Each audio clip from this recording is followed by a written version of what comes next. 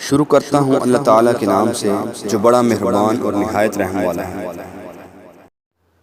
حضرت ابن عباس اور معاذ بن جبل رضی اللہ تعالیٰ عنہ سے مروی ہے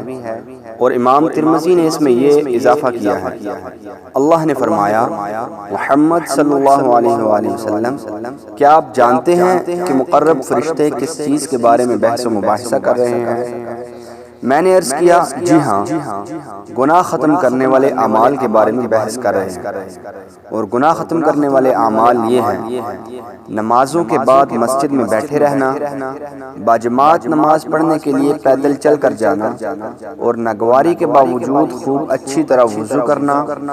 پس جو یہ کرے گا وہ بہتر زندگی بسر کرے گا،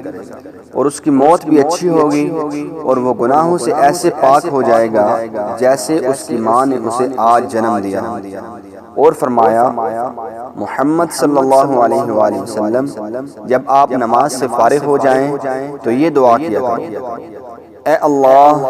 میں تجھ سے نیک کام بجا لانے، برے کام چھوڑ دینے اور مساکین سے محبت کرنے کی درخواست کرتا ہوں، اور جب تو اپنے بندوں کو کسی آزمائش و فتنے سے دوچار کرنے کا ارادہ فرمائے تو مجھے اس سے دوچار کیے بغیر اپنی طرف اٹھا لینا۔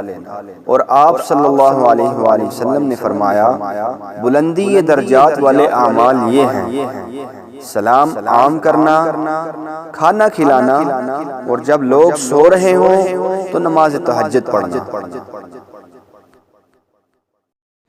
پیارے دوستو، اللہ رب العزت ہم سب کو آقا علیہ السلام کی ان احادیث مبارکہ پر عمل کر کے زندگی گزارنے کی توفیق عطا فرمائے۔ شکریہ۔